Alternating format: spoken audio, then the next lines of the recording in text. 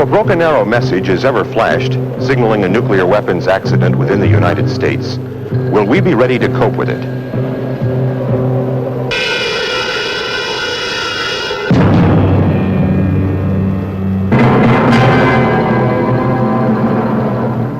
Will we be ready? That's the question we sought to answer in the Nevada desert. The occasion, a joint Department of Defense, Department of Energy nuclear weapons accident exercise. The doctrine for response forces at such an accident is straightforward enough in outline.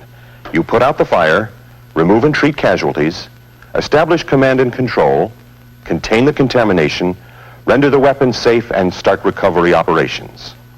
And what a tremendous effort lies behind those simple words. What a potential for serious complications. For we're talking about an event that literally explodes in the news media and in the public mind. Our government, from the White House on down, demands a quick, competent response to contain the danger first, then eliminate it, and finally recover from it. Now here is the Air Force on-scene commander at the exercise site. Roger. The exercise you are about to see was the first of its kind, unique in scope and duration, and consequently unique in its great importance to all who share responsibility in nuclear weaponry. Its purpose was to test our responses, to play out from the first Mayday call to the final cleanup the complete scenario of actions required by a major nuclear accident. From this exercise, we all learned valuable lessons. It showed how critically important is each individual's function in the total effort. It proved that your personal response, your decisions, your recall of what you learned in training can make the difference between a widespread calamity or a swiftly contained local incident. The basic facts were these. An Air Force C-141 with 7 crew members crashed and burned in the Nevada desert. Aboard was a group of nuclear weapons being ferried to a depot, 6 complete weapons and components for 2 more, from the inventories of the Army, the Navy, the Air Force, and the Marines. The D-Day clock thus begun ticking at 09:55 hours with a potential broken arrow message from Nellis Air Force Base. Confirmation went out within half an hour when a reconnaissance helicopter from the nearby Army camp, Fort Mercury, found the wreckage 30 miles away. The grim message was, no evidence of life, aircraft badly broken up. The first word of a nuclear weapons accident goes to the National Military Command Center, then to the topmost levels, including the Secretary of Defense, the White House Situation Room, and the JNACC, the Joint Nuclear Accident Coordinating Center. Follow-on alerts in this case went to over 50 different agencies, commands, and units in the armed services, the Departments of Energy, Justice and State, and several Nevada offices. The nature of the event is such that a shock wave runs through our whole government structure, which unless contained can soon expand into a state of public alarm. First response was from the nearest military unit, which happened to be the Army. By helicopter and ground vehicle, their response team arrived at the site by noon. Craters near the wreckage showed that high explosive detonations had occurred. The question of contamination was quickly answered when the first readings showed 2,000 counts per minute on the alpha radiation detectors. Anti-contamination suits and masks must be worn. That radiation was real, not simulated. It was radium-223 with a half-life of 11 days. It had been spread in a calculated pattern over the crash site at a level that ensured against health hazards, but at the same time gave real instrument readings. We should note at this point that this exercise included all services and the Department of Energy and was evaluated by umpires from these agencies. Army Brigadier General Carlson, as senior military officer present, assumed responsibility as the initial on-site commander. Military police set up a partial security cordon and would complete it as soon as the contamination profile could be drawn. Army control team members, now properly suited up, taped and masked, moved onto the crash site and within an hour found 3 bodies of crewmen and 2 nuclear weapons. one Army weapon pinned under the wing, and one Air Force weapon half buried in the ground. Now, 2 civilians appeared in the area unexpectedly. They were promptly stopped by the MPs, but proved to be the owners of this land and soon wanted to talk about damage claims. One of them had picked up some contamination and had to be held for his own safety until the decontamination unit was set up.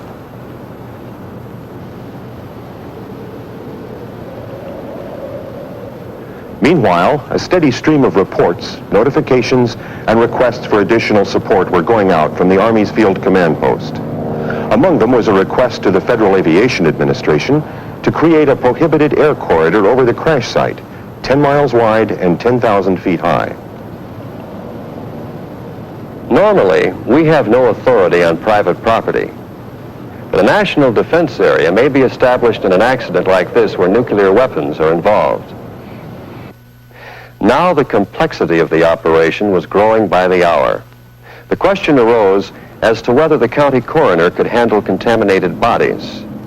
Explosive ordnance disposal teams from the Army, Navy, Marines, and the Air Force were called for, since weapons belonging to each service were involved. The Department of Energy alerted weapons design people from the Livermore Laboratory, Sandia, and Los Alamos.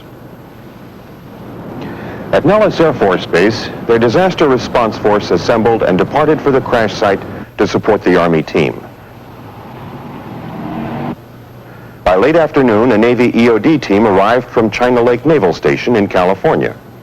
Shortly after, the Army's Alpha team came in from Fort Bragg, North Carolina, to aid in the radiation survey and contamination control line operations. The newsmen were not far behind, asking for interviews and for a look at the wreckage. They wanted names of casualties, cause of the crash, and details on potential radiation hazards to civilians living downwind.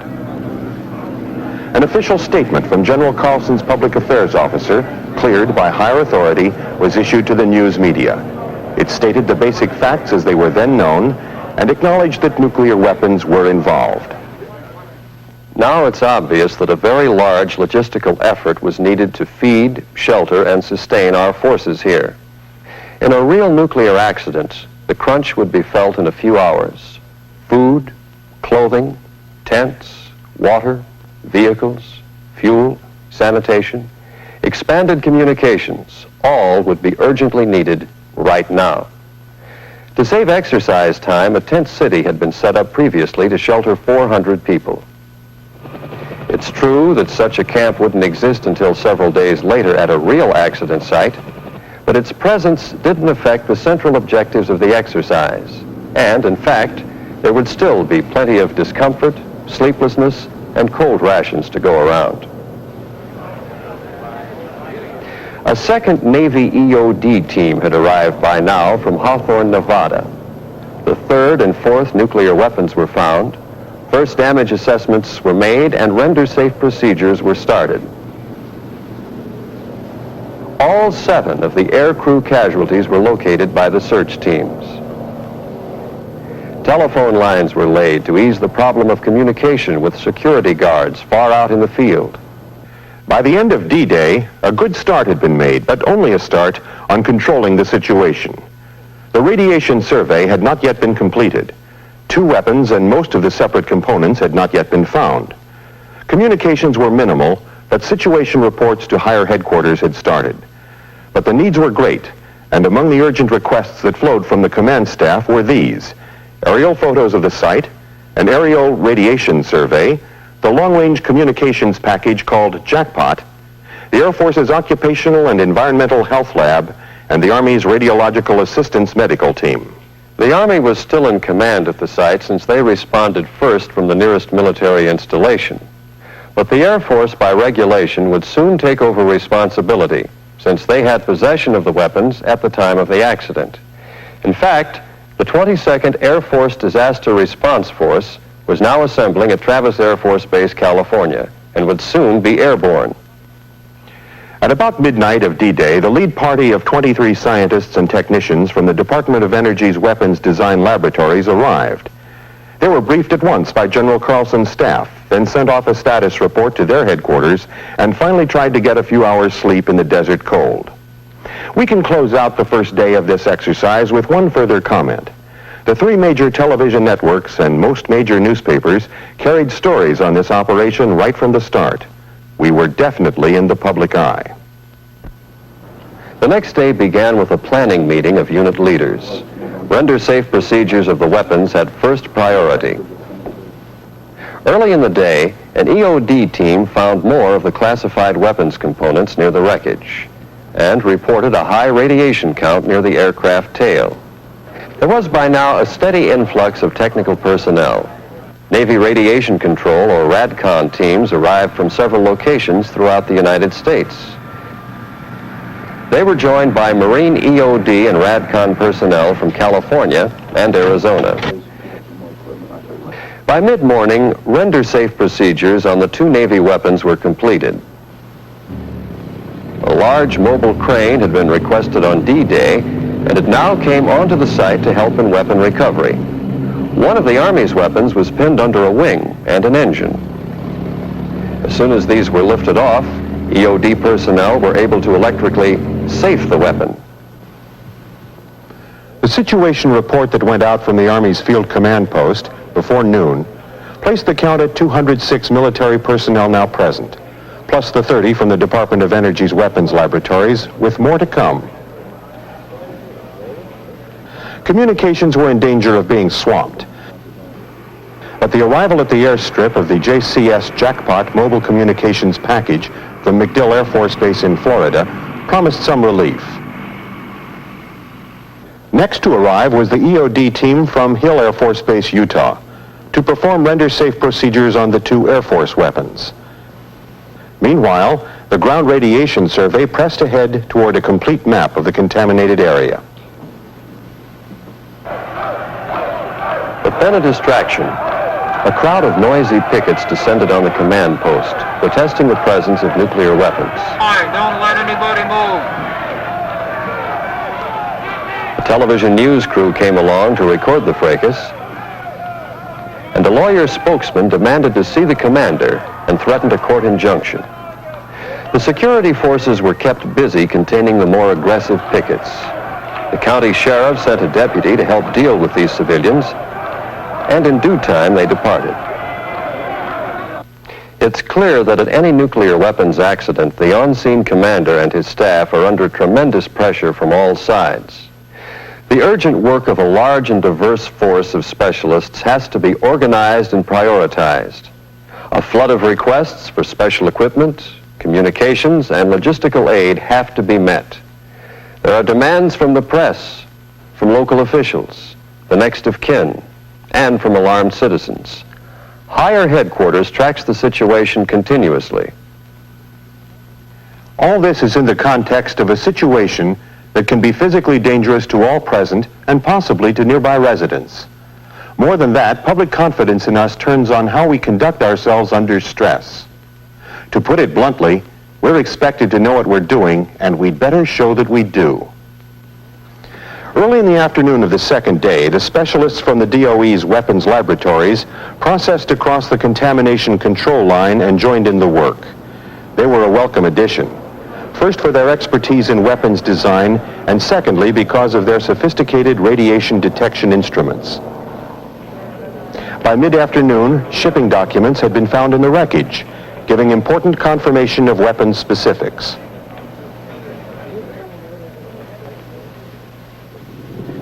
A Department of Energy contractor now made the first aerial survey.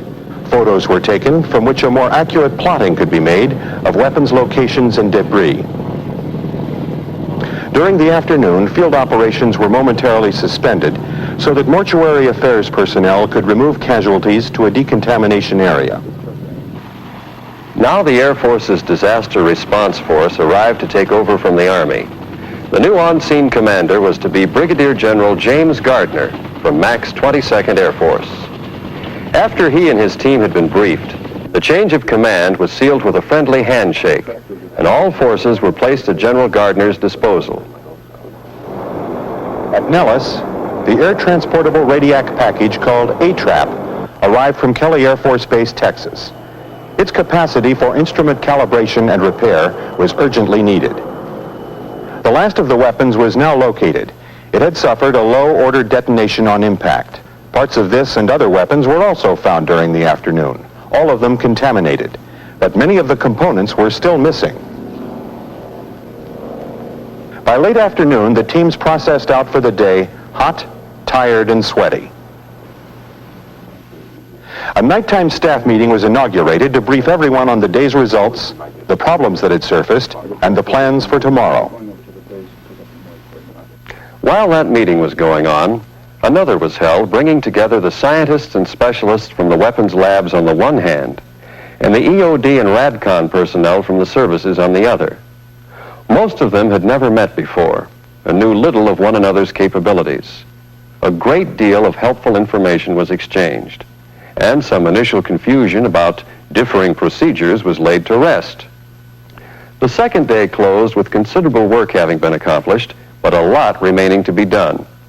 3 weapons had been found, 2 weapons had been safed, 1 was still buried, and many components still missing. A question remained as to the full extent of the area's contamination. We now had over 250 people on site. We had added a complete radiation analysis lab, a mobile decontamination facility, and the Lawrence Livermore Lab's ARAC, Atmospheric Release Advisory capability. This would be used to predict any possible downwind contamination hazard. The Air Force's Occupational and Environmental Health Lab was here from Brooks Air Force Base also. The aerial photos were being developed, and an aerial radiation survey was on for tomorrow. So ended the second day. At Nellis, more expert help arrived from the East Coast.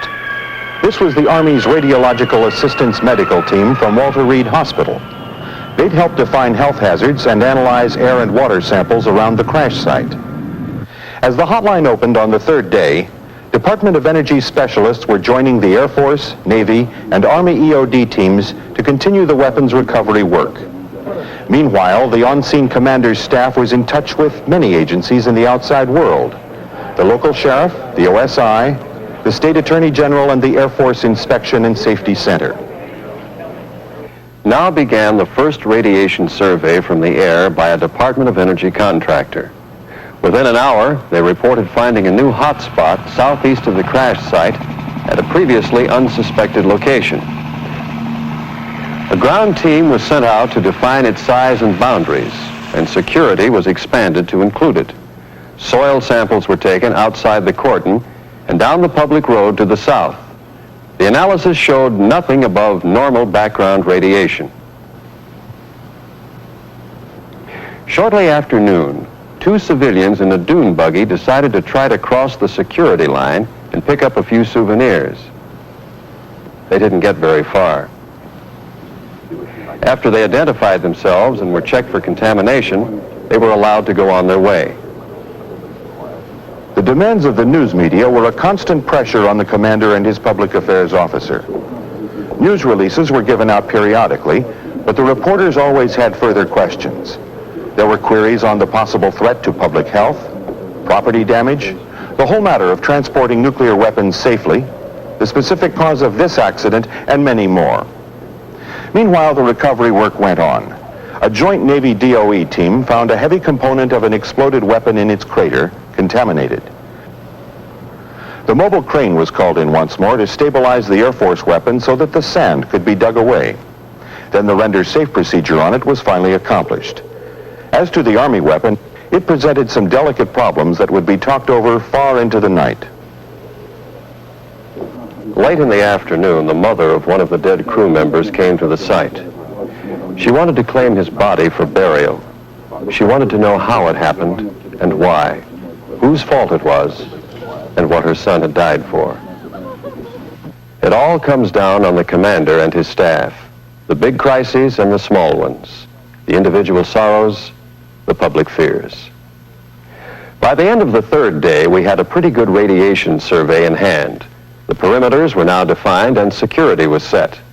A request had gone out for more respirators, an airlift of 7 jeeps, and more heavy equipment. At the evening conference, the list of work to be done seemed almost as long as ever, but the list of accomplishments was now quite respectable. Early on the fourth day, a team of Army and DOE weapons lab people took radiographs of the damaged Army weapon. It could not be safely moved until its internal components had been stabilized. In mid-morning, the Cactus Alliance was heard from. This was a group of environmentalists who wanted everything stopped and had a state court order to enforce it. The on-site judge advocate stepped in. He advised the commander that the issuance of the restraining order was outside the state court's power. This judgment was later sustained by the state attorney general. The staff judge advocate relayed the decision by telephone to local civil authorities, and operations continued.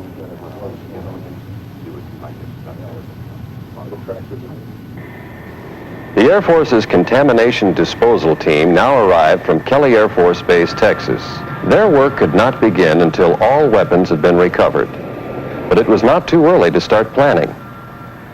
Now, a second aerial survey of radiation was made, and an unexpected hotspot was discovered in the north part of the site. A team of Department of Energy specialists deployed there found high radiation counts and updated the plot of the area accordingly. So far, there hadn't been any wind, but we knew the dead calm conditions seldom lasted long out here. When a little breeze came up, the Army RADCON team was tasked to get background air samples. Meanwhile, Marine EOD people were keeping up the search for missing weapons parts. Other teams found most of the classified parts of the Air Force weapon and a major classified component of the Army weapon. These critical parts were brought to a special holding area and covered. With over 400 people now at the site, there seemed no end to logistical needs. Requests went out for such items as generator fuel, rubber mats, tarps, brushes, and surgical gloves. As the wind gusted up and blew sand around the mess tents, the cooks broke out cold rations for dinner. Toward the end of the fourth day, the contamination plotting was complete enough to permit the contamination control line to be moved closer to the crash site. The major problem remaining was the damaged Army weapon, but that fix would take some doing. A charter flight was set up to bring in the 2 tanks of nitrogen gas, plus a regulator and accessories to provide the container environment needed for shipping the weapon. Not all of the exploded or buried components of other weapons had been found, but persistence hopefully would pay off. Newsmen's questions were now turning more toward possible long-term dangers. How much did we know about plant and soil contamination? How far would the wind carry it? What about evacuation of residents downwind? Why didn't we warn the public? Such stories make newspaper copy, and any commander in this situation must be careful in his answers. But he must answer, and as candidly as possible. Early on day 5, a team set out to take soil samples outside the security perimeter to see what effect the wind had on radiation dispersal. Water samples from wells in nearby towns were also taken, and all results were negative. The Air Force weapon was examined again and found to be okay to remove. More contaminated pieces were found in and around the cratered areas, and the Marines found more fragments of their weapons components. In mid-morning, the mayor of a nearby town demanded to know how much longer the cleanup was going to take. Local business was suffering. He was briefed by the commander, and the judge advocate advised him on claims procedures. The weapons lab team, shortly after noon, made a successful fix of the troublesome Army weapon, using the foam cure and nitrogen gas. Then the crane moved it to a holding area. The sheriff arrived in the mid-afternoon with a new surprise, a bench warrant for the arrest of General Gardner. The charge was contempt of court for ignoring the previous restraining order. It was a hectic day for the legal officer. After consultations, he advised the sheriff that the general would not submit to the arrest warrant on the grounds that there could be no contempt of the previous order, since the court had no authority to issue it. The sheriff did not press the issue. A representative from the Office of the Secretary of Defense now arrived to get a first-hand look at how we were handling the situation. He received a very thorough briefing on every aspect of the operation. He expressed general approval and asked for an outline of the cleanup plan before leaving. The wind kicked up to 30 knots late in the afternoon, hampering operations. Foul tenting, blowing sand, and cold added to the general discomfort.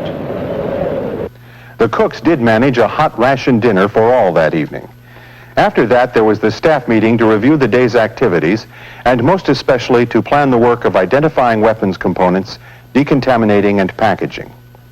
As the fifth day ended, personnel from the DOE's Pantex assembly facility were established in a separate tent to coordinate this final stage of the weapons recovery effort. By the sixth day, operations were going much more smoothly throughout the camp. One big item was the completion of the telephone system linking all units at the site.